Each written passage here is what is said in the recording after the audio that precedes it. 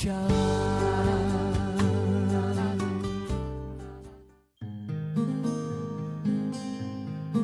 Ekonomi yang serba mepet membuat Takul harus jeli melihat segala peluang yang ada di sekitarnya dan memanfaatkan sebagai pintu rezeki. Dari pelepah-pelepah daun kelapa kering yang sudah berjatuhan dari dahannya inilah, Takul mencoba mengais sedikit rezeki tambahan. Pelepah daun kelapa alias belarak ini nantinya akan ia olah menjadi sapu lidi untuk kemudian dijual kembali. Ya, alhamdulillah juga kula niku gen saged napa-napa ngoten. Nggih gen sehat ngoten. Terus gen alhamdulillah nggih mboten nate sakit-sakit.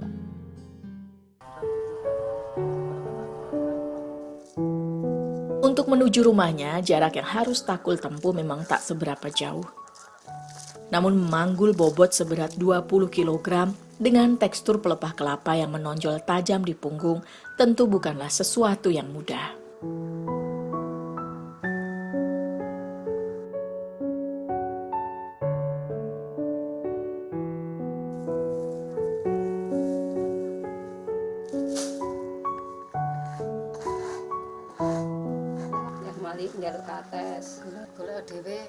Agar bisa lebih menghemat biaya makan, sehari-harinya Takul biasa memanfaatkan tanaman-tanaman yang ada di sekitar rumahnya untuk dijadikan sayur. Terkadang, ia juga meminta buah pepaya muda milik tetangga untuk sekedar variasi menu.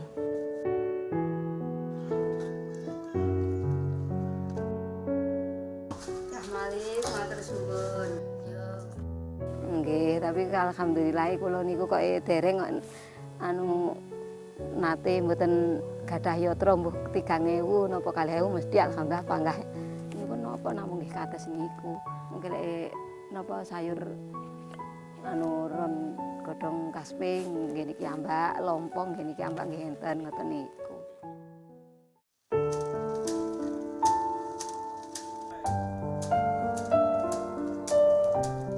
Proses pembuatan sapu lidi terbilang cukup mudah.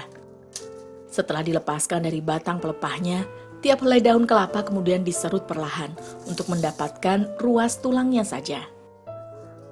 Saat sang ibu tengah membuat sapu lidi, terkadang Siti si bungsu pun ikut membantu. Dengan tangan mungilnya, bocah 7 tahun ini nampak cekatan menyisiki satu demi satu lidi dari daun-daun yang masih tersisa pada setiap sisinya. Bagi Takul, bantuan kecil dari putri mungilnya ini sudah lebih dari cukup untuk membuatnya bangga.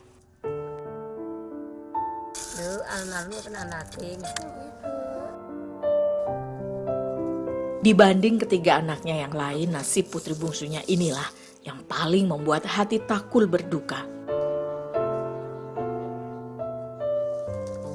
Sejak dilahirkan ke dunia, Siti tak pernah sekalipun mengenal sosok sang ayah.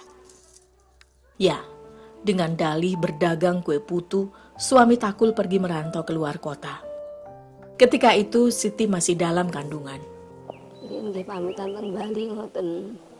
Terus kula kene nggih ngoten terus bareng nggih nate ngepil-ngepil kene sederek mriku. Terus dugi sepriki mboten nate mantuk belas. Ketikane sing alit niku lahir mboten semerap. Batangan lidi yang sudah terkumpul kemudian diikat menjadi sapu lidi. Jika di hutan terdapat banyak pelepah daun kelapa kering, dalam seminggu Takul mampu membuat 10 ikat sapu lidi. Namun lantaran hanya diolah seadanya saja, sapu lidi buatannya memang tak memiliki kualitas yang maksimal. Dalam satu ikatan, jumlah dan panjang lidi tidak seluruhnya sama.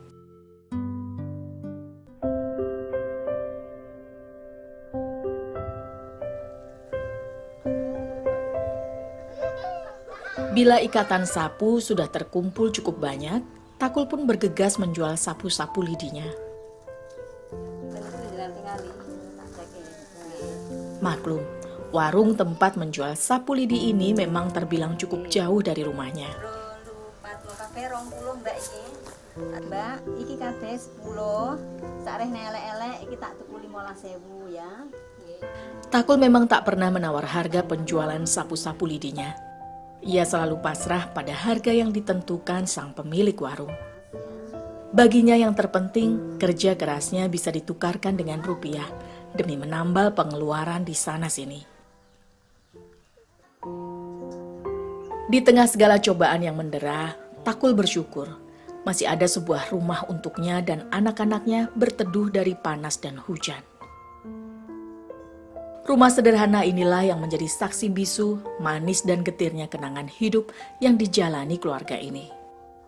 Rumah dan tanah tempatnya berdiri ini merupakan milik orang tua Takul, hasil warisan dari sang nenek.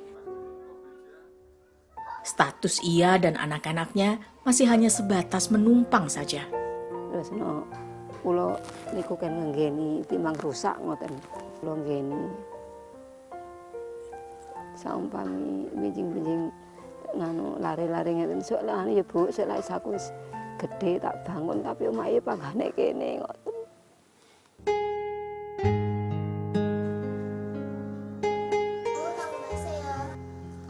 Hidup serba sulit membentuk Dewi menjadi anak yang mandiri. Putri kedua Takul ini pun sadar betul akan kerepotan sang ibu kala mencari uang. Karena itulah Dewi dengan rela hati mengambil alih seluruh pekerjaan di rumah.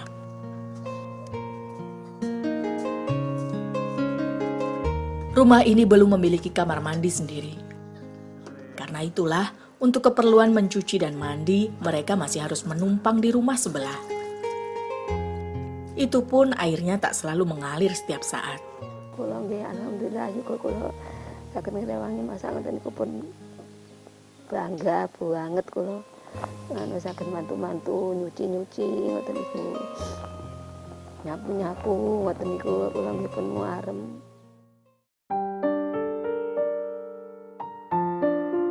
Kenangan akan sosok sang ayah masih membekas jelas dalam ingatan Dewi.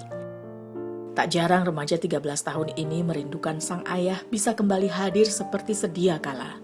Malah lek Dewi ngoten niku riyen tasih alite ngoten. Anu ya Bu, aku biyen karo ayah dijak numpak perahu, dijak nyang pasar keras ditumbasni klambi ngoten eling lek Dewi niku.